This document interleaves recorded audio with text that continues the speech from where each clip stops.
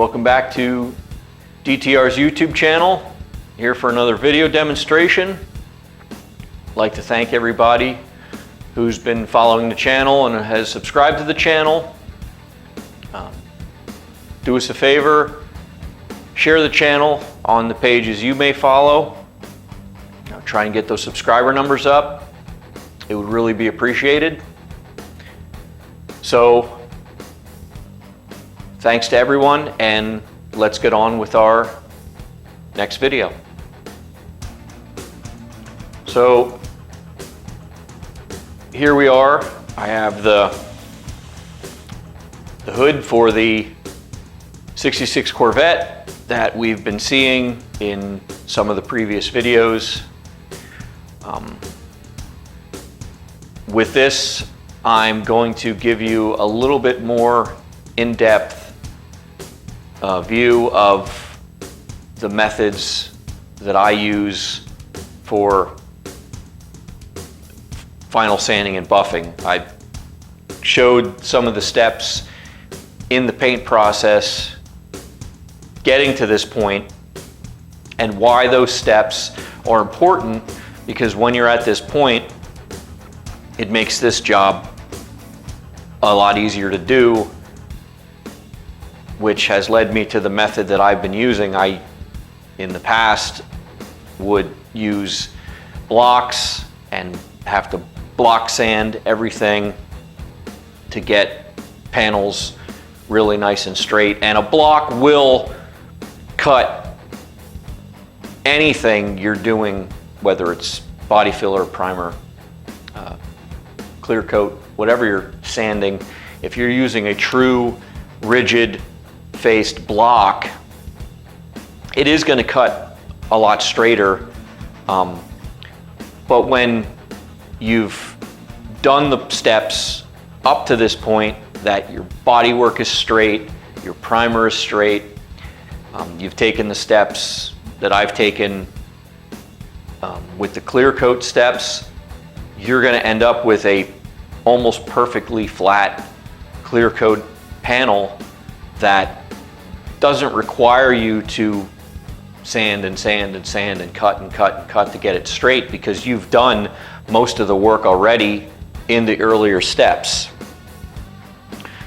So I'm going to go ahead and show you where I start with this and the steps that are taken to get it to look perfect.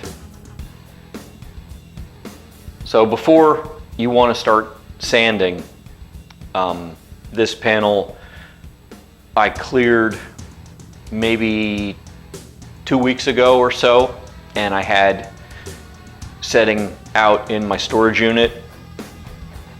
So there is maybe a little bit of dirt laying on it. Looks nice sitting here, but whether or not there is, the last thing you want to do is just start sanding a panel.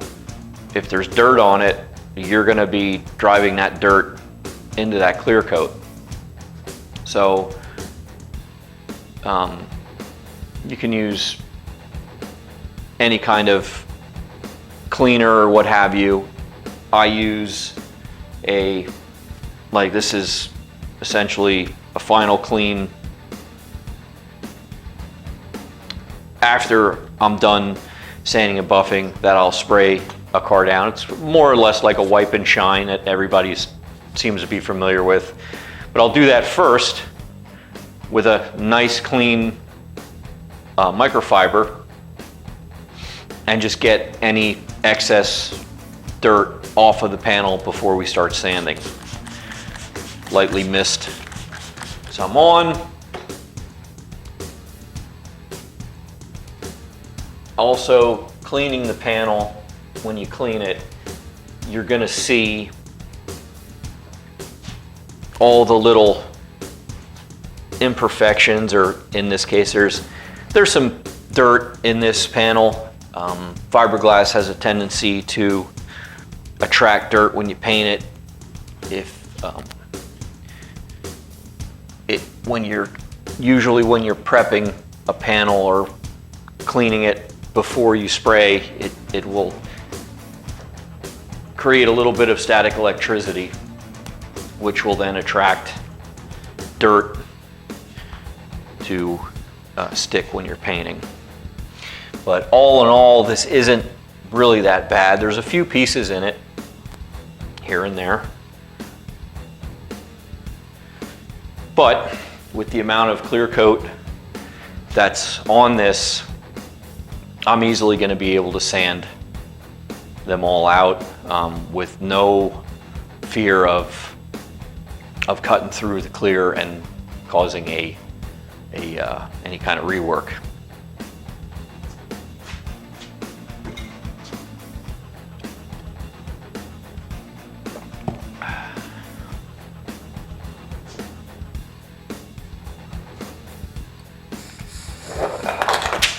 So again,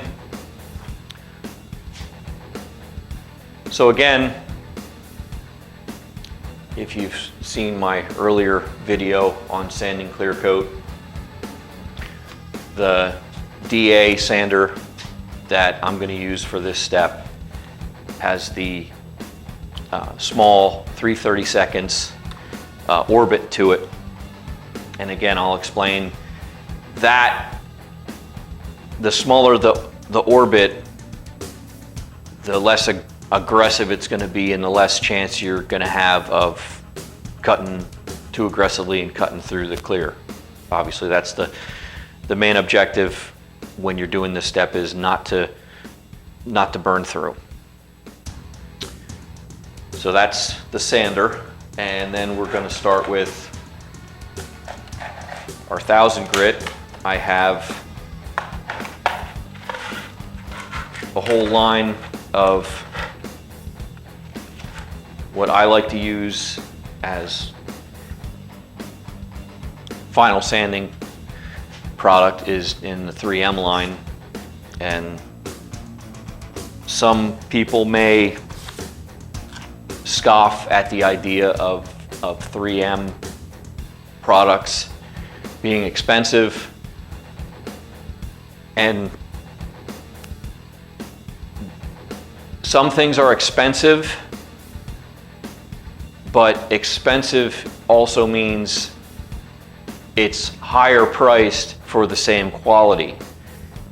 I'm not a spokesperson for 3M, but as a person, when you're trying to do any kind of job, if you cheap out on tools, if you cheap out on materials, you're gonna struggle. And when it comes to materials, if you cheap out on materials, you're probably going to use twice or 3 times as much, let's say, the sandpaper to do the same job. So that's my reason for using the products I use, because after using all different types of brands, trying all different types of brands, I kind of come back to 3M because I can always count on the quality of the product and the performance of the product. The longevity of the paper makes it worth it. So despite what you might think the products cost, $1, per piece, it's going to end up being the same price buying these. So that's my take on that.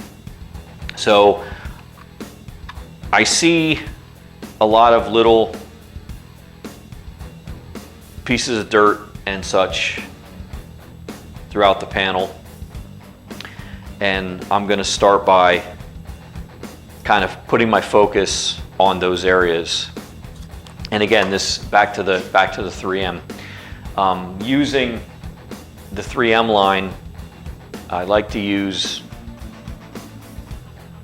sand everything wet. The higher grits, the 3000, the 5000, the 8000, those are all designed to be wet, but I also like to sand my lower grits wet if possible, and this line of paper works wet or dry, so that is convenient and that works for me. But again, You can follow this video to do things yourself and use whatever brand of paper you want using, I'm starting with 1,000. So if you have a different brand that you want to use, you can still start with that grit and do the same steps I'm doing.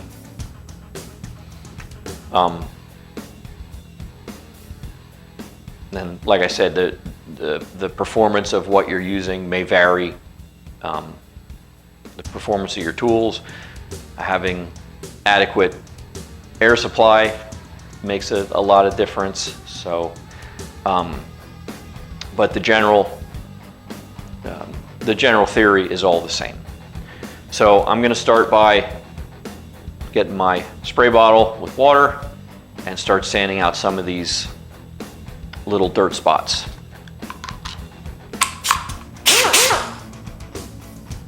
So I mentioned we're going to water sand this.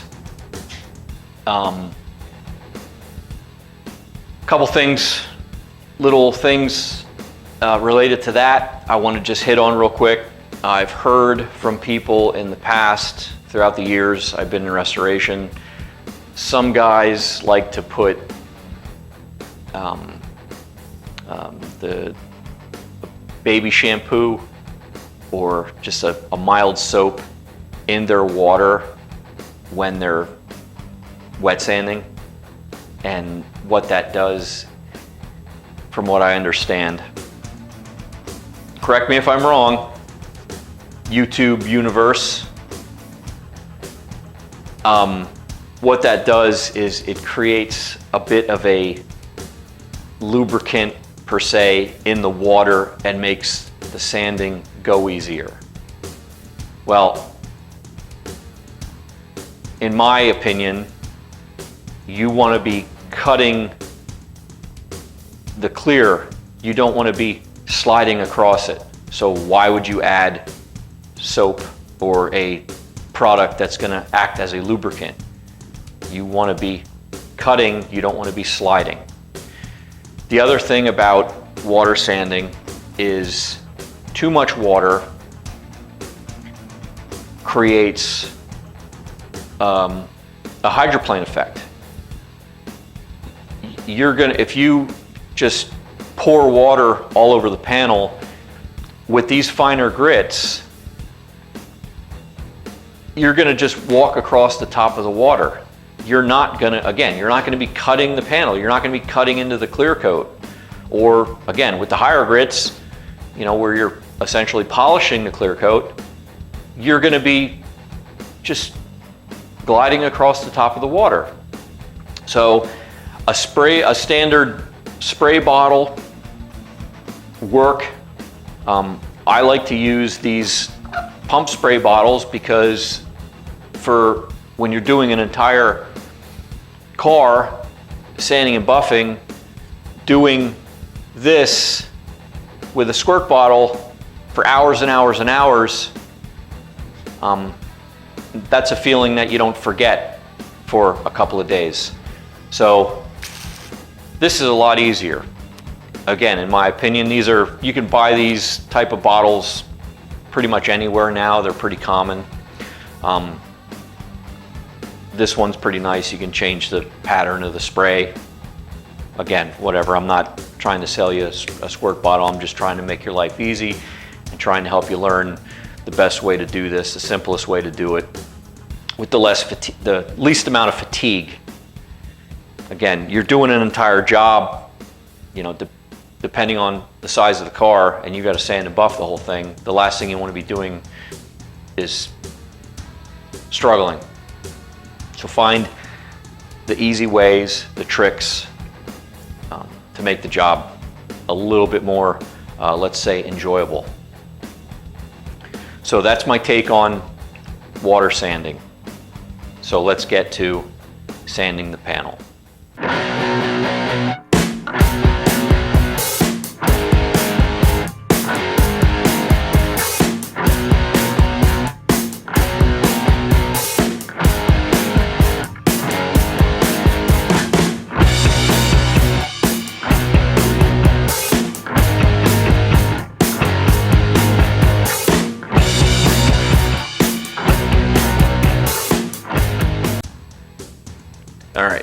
So just to kind of sum it up real quick, all these little dull spots contained those little dirt nibs you've seen earlier. And then you can see just around the edges, it's just slightly sanded. And you can see that slight grain to it. So I cut all the heavy stuff out with 1000.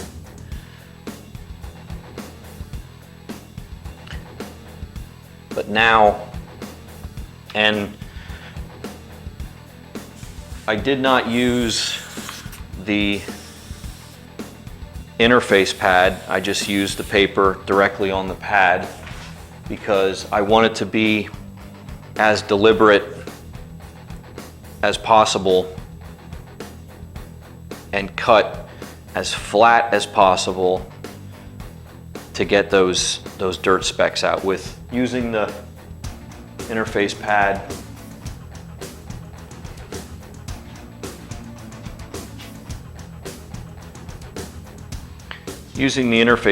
you know, you're gonna have that little bit of flex, and it may be just dancing over the top of the speck, where taking this off and cutting without the sponge on there, you're gonna cut a lot quicker and a lot flatter.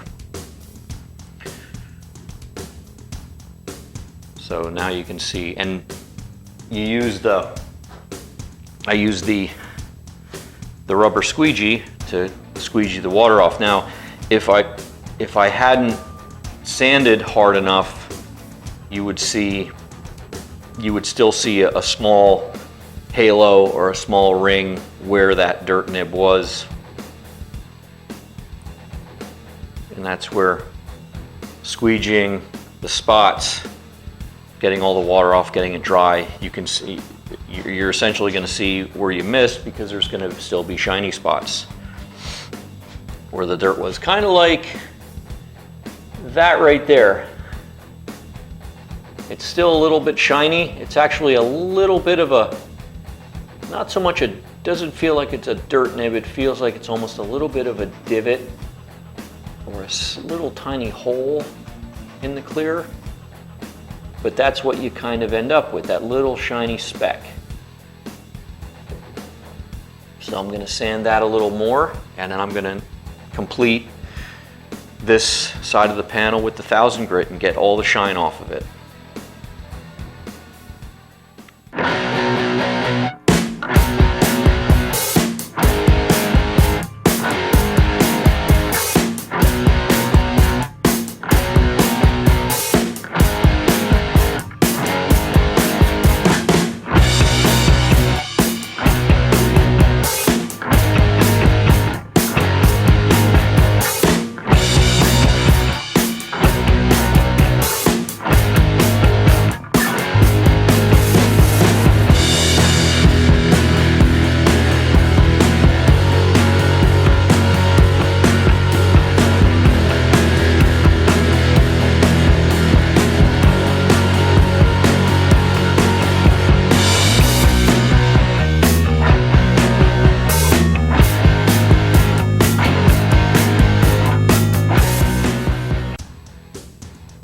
Okay, let's take a quick peek at what the 1000 step results in. So if you can see, right on this little edge, there's still some shine showing. But overall, panel's cut, a little shine right there.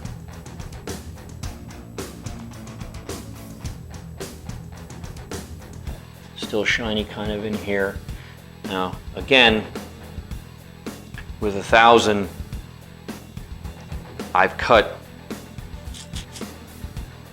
more than 95% of the shine out of it, and it didn't take much at all to do that. Now what's left, I can follow up with 1500 1500 paper, and that will get rid of everything I have left here. And depending on the level of buff job you want to do, this is where we get back to blocking a panel versus doing it the way I'm demonstrating today.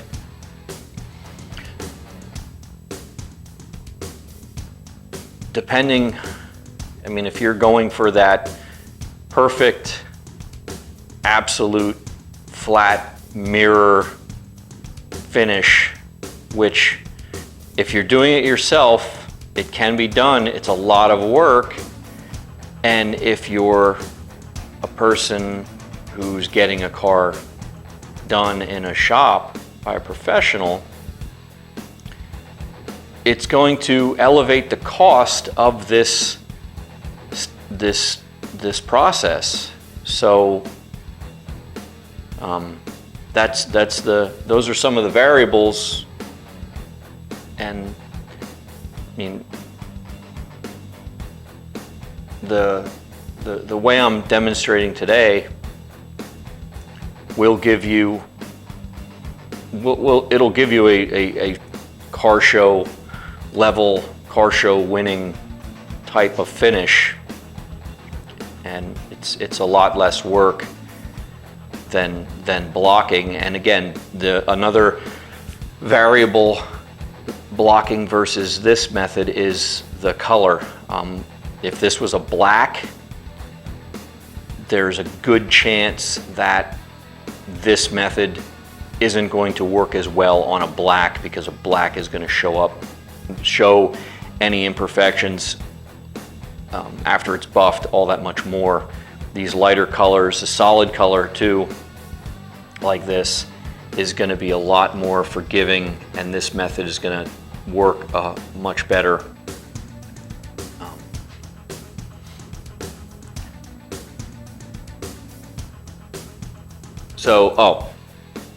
The 1000, the more aggressive you sand Clearcoat, the more diligent you have to be. Let's say this panel was really, really rough and orange peeled and coarse. You probably would start with a quick run over it with 800 grit to get a lot of that coarseness out. Now, you've also introduced those 800 grit scratches. So now, when you do your next grit, 1000 or 1200 or whatever it might be, and actually you want to go to 1000, the more aggressive you start, the more steps you want to take to make sure you're getting those aggressive scratches out. Because the problem with starting with real aggressive is you don't know if you've gotten those scratches out until you've buffed it. And then once you're buffing it and there's still scratches in it, now you got to go all the way back to the beginning and go back to, like, let's say 1000 and do all the steps again. So I did the 1000 on this, but I didn't get completely carried away. But now when I do my 1500, like I showed you, I'm going to get all those shiny spots all out of it with that, and I'm leaving a much less aggressive scratch on the panel that will be much easier to get sanded out. So on to 1500.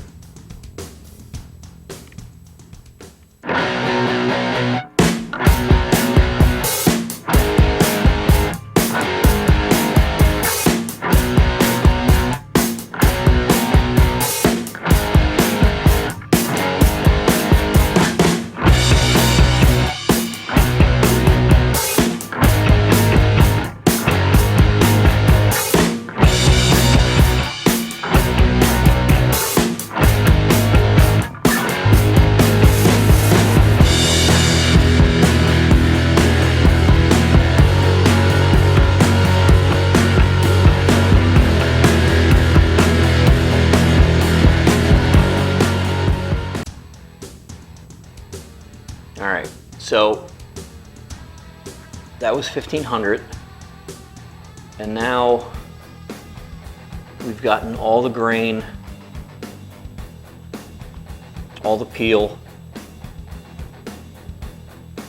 completely out. And if you've noticed, I threw the interface pad on because I was also making sure I sanded over my edges really well, and I feel like using the interface pad again is a lot less deliberate, and I'm going to have less chance of any kind of burn through, because that's where you're going to have it. You're going to have your burn throughs when you're sanding over edges. So I went to use that, and you know, I can get in my corners decently. And the other thing too, if you look into the corner, okay, there's just a slight bit that isn't sanded, and that's okay for a couple reasons. And one of the reasons is you got to remember, wherever you sand, you're then going to have to buff. Like a difficult area or a more difficult area is in here, like in this cove right here against these body lines. So if you go crazy sanding in here, you're eventually going to have to get in there and get all that buffed out as well. And it can be done using, I have a 6-inch pad, I also have the 3-inch buffer, and you can get all that. But especially on a panel such as this one, like these round areas and like coves like this, if you've laid your clear on nice, those type of rounded areas and inside corners, they have a tendency, the clear will self-level itself on those type of areas much better than on the broad flat areas. So that allows you to not have to get so carried away on the curves and or inside those coves like that. So that's why you can see just a little bit. And again, this right here gets a grill that goes into this hole. So most of this is going to be covered anyway. So again, why do all kinds of work that no one's ever going to see? Kind of a waste of time. And one other little tidbit, it may look dimly lit in here, and that's again for a reason. When it's overly bright where you're doing this job, the brightness is going to overwhelm you and you're going to miss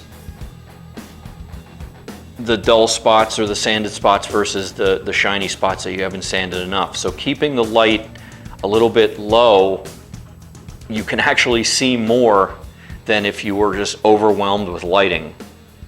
So that's why it may look like it's a little bit dark in here. Again, this method is something I picked up kind of accidentally, and it seems to work. So the next steps I'm going to take to make this a little less redundant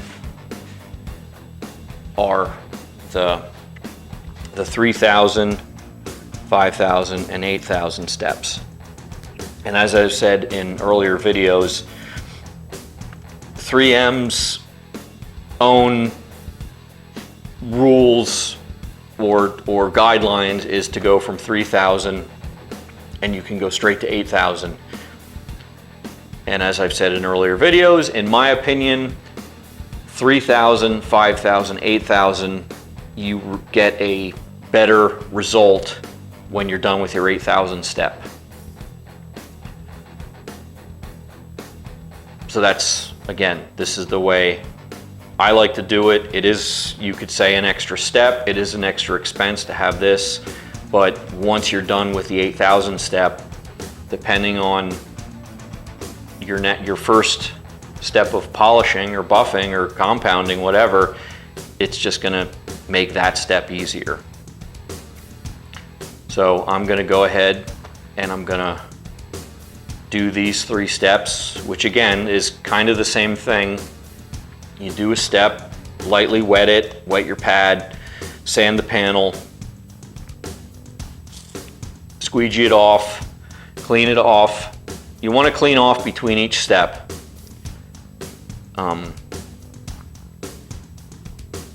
And as you take each step, you're going to see that this part that I've sanded is going to start to look like this again. Because again, you flatten out whatever grain was in the clear, but now the 3,000 to 8,000 step is actually beginning to polish back to this finish.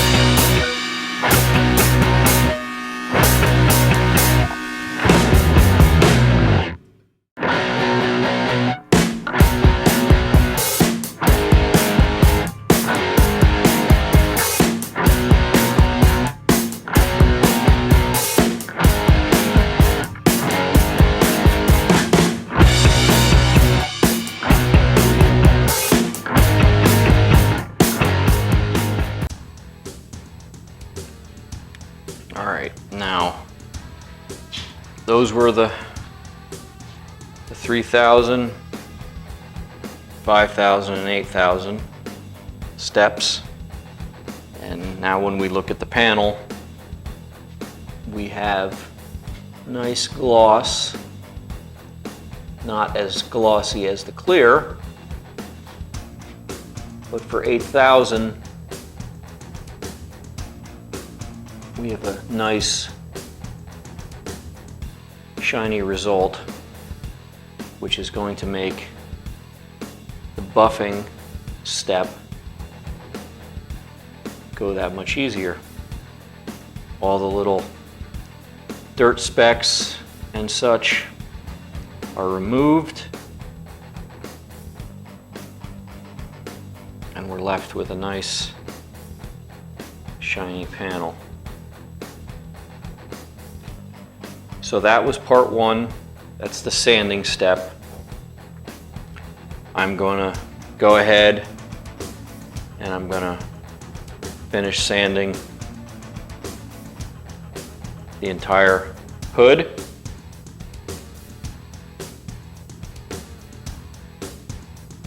Get it ready for the buffing step, and we'll demonstrate buffing in the second part of this video series. So to be notified for that, subscribe to the channel, like the channel, all the YouTube things you have to do to be notified when new videos of your favorite channels pop up. Help out DTR. And again, let's keep this thing going. Thanks again for watching.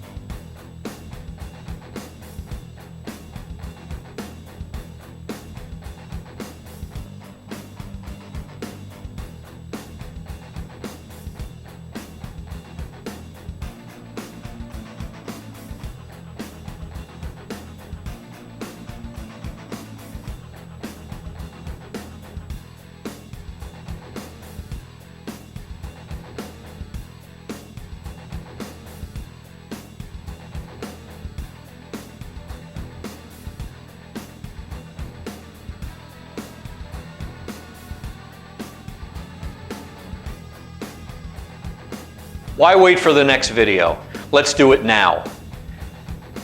Let's buff the hood. I already buffed this section of the hood with the #1 compound and a white foam pad. And then I went to the #2 compound, or the #2 polish I should call it.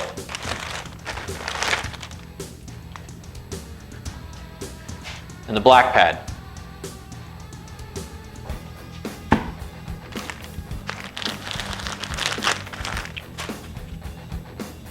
When it comes to buffing, sanding and buffing, I've also had success sanding a panel to 3,000 grit, eliminating the 5,000 and 8,000 step, and going right to a wool pad. And it works. But it's also a little bit more challenging of a task to get the panel shiny, making such a huge step. In this case, I did the extra sanding and then went to the white foam pad with the compound. And by eliminating the wool pad, you're also eliminating risk of burn through. Wool pad and compound is the most aggressive way to buff clear coat, and is also the most risky for creating a burn through. You're not going to have that risk with a foam pad. The other thing about these foam pads is when you're starting a buff job on an entire project like I do, these pads are double-sided. They click onto this connector right here. Again, I'm not a spokesperson for 3M product line, but again, I tried the Velcro style pads, and this way this pad is locked in, you have better control. The pad is going to spin true, it's not going to spin out of true. A lot of good reasons for using this style. But what I'm getting at is when you start a buff job, the pad starts out fresh and in this egg crate pattern. This is when the pad will work. As time goes on and you start to wear off the tips of that egg crate, the pad still looks relatively decent, and it is relatively decent, but when it comes to buffing, you are going to lose performance in the pad when they start to wear out. So you'll be buffing and buffing and buffing, and you'll still be left with sand scratches and stuff just because this is failing. So start a job, get new pads to start the job, and a set of pads will usually last a whole job. It's the same as the sandpaper that I showed earlier on. Usually each one of those boxes is good for probably 2 cars, because in general, 1 piece of sandpaper per grit will do, in my opinion, 1 panel. You don't want to try and use, I mean, the 3,000 to 5,000 are expensive, but if you keep sanding and sanding and sanding with them, well, sandpaper of any grit doesn't last forever. So they're good for about 1 panel, and per box, it's good for about 2 cars. Again, depending on what kind of cars you're working on. So, new sandpaper, use it for its life, not for as long as it sticks to the Velcro, because it can stick to the Velcro a long time. It doesn't mean it's going to be cutting anything or doing its job. Same with these wool pad or these foam pads. When they start to wear out, so another example, the black pad, all this edge here is just worn out. So I flipped it over, and now I'm using the other side, and this side will work. When this is all cut up like this, it's really not working anymore. There is some left in the center here, but you're not using this area nearly as much as you're using the outer perimeter. So new pads, new sandpaper, and again, I'm not a spokesperson for 3M, but their stuff works. The other thing to do in between steps, after you do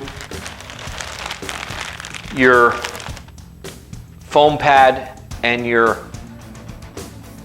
compound step, dedicate a rag and get yourself some either 3M inspection spray, or you can make your own mix of rubbing alcohol and water, 50-50.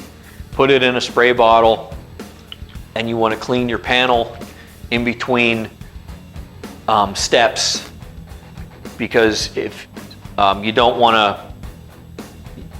to try and do your number 2 step and still have compound residue on it, because you're still going to be compounding essentially, and you're also going to be contaminating your second pad with old compound. So use one rag after compound, and then what I do, and you don't have to, but I still, after my second, I have a second rag just for wiping off the number 2 polish, and I spray my inspection spray and wipe the panel down before I go any further.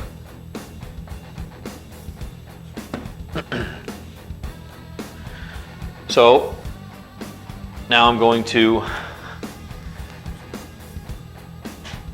compound this side of the hood. We're going to start with the number 1 compound and the white wool pad. So let's get to it.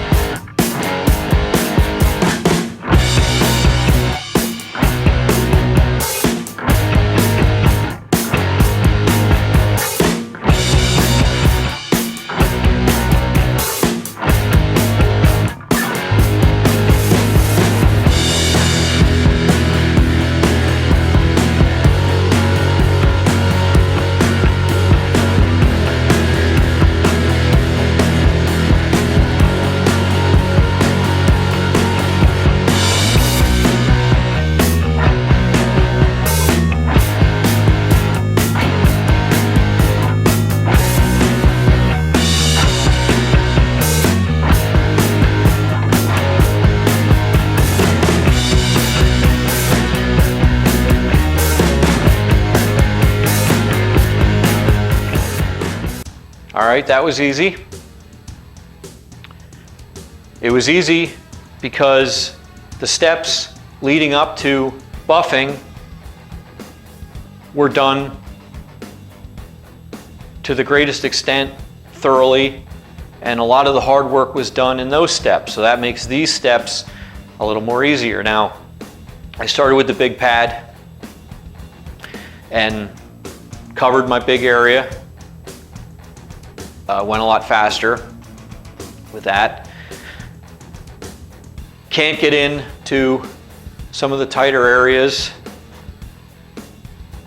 as good as I can with the small pad. Plus, the reason I like using these small pads is I go over with the big pad.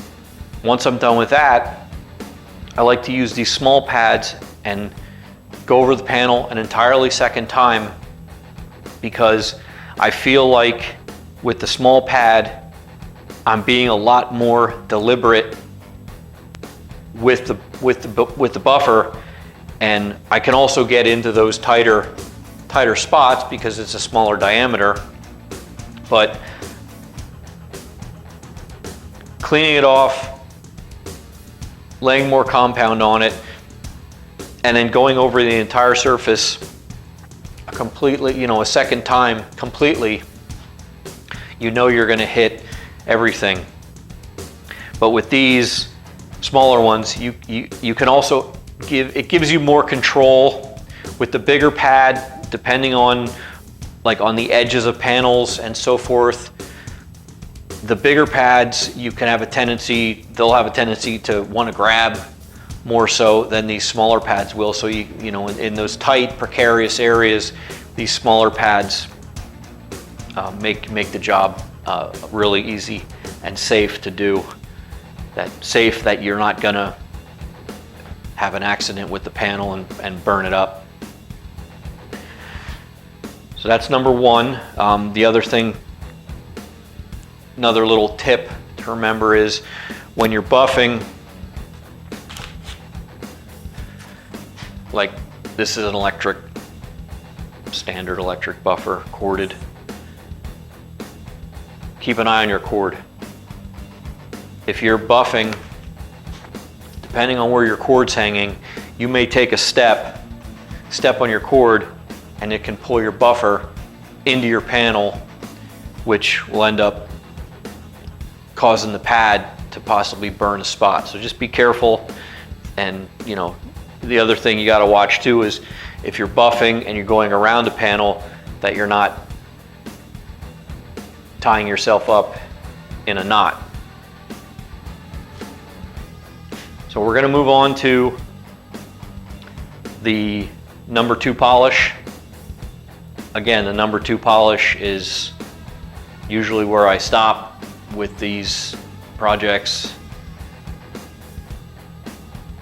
and I'll do the number 3 step after it's all said and done. That's just like a final quickie once over.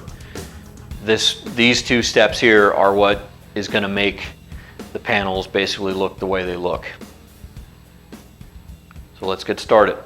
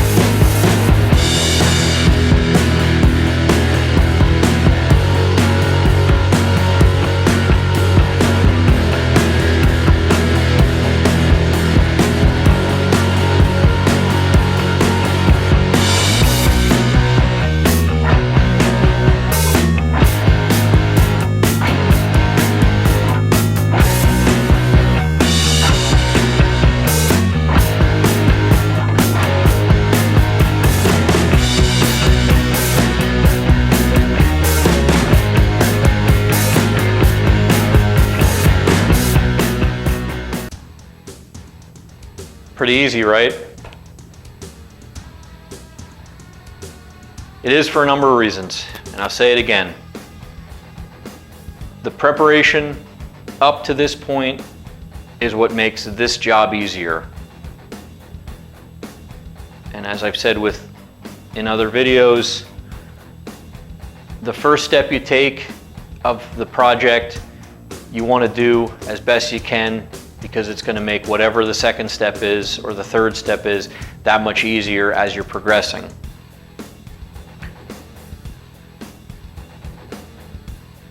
Buffing can be one of those things that you may be scared of doing yourself. So starting a compound step with a foam pad is your safest bet. And it's also a good way to practice your technique.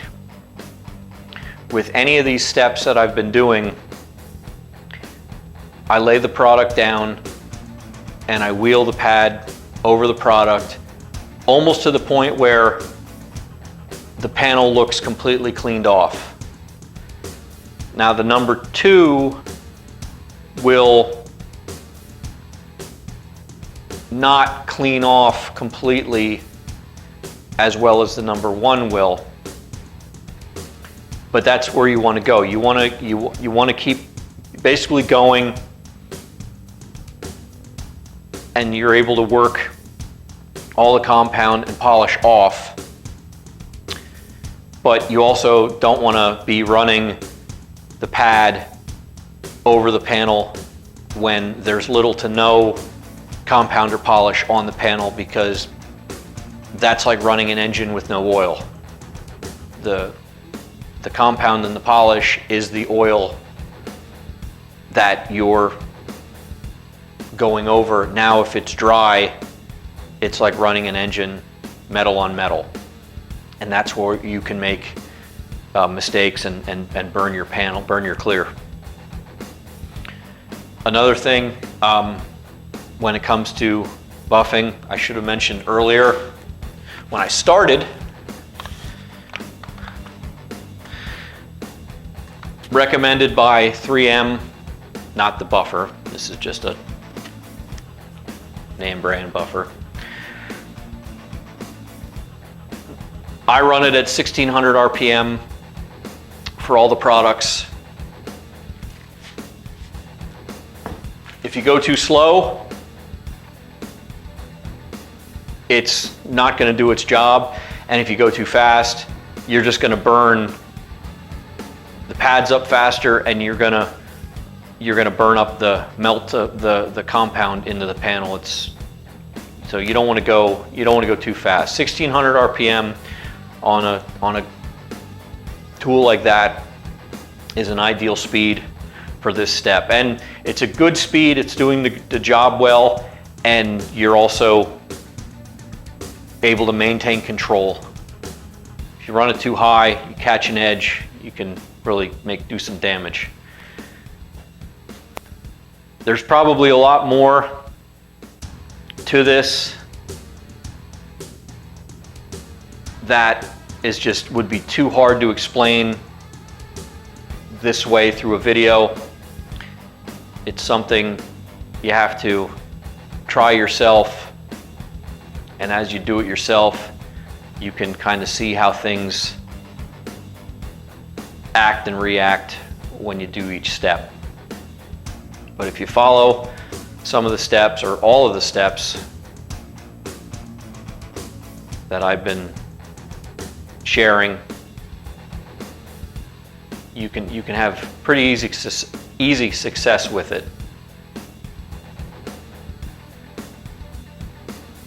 And here again, having as much clear coat on a panel as I have, again, makes this job easy to do and with little to no risk. So if you're doing a paint job at home and you only put 2 or 3 coats of clear coat on it, that's where you may have trouble and may cause yourself a problem when it comes to buffing. Plus, when you have that little bit of clear on it, you're never going to get a nice buffed shine like you're going to have when you have this much clear on it.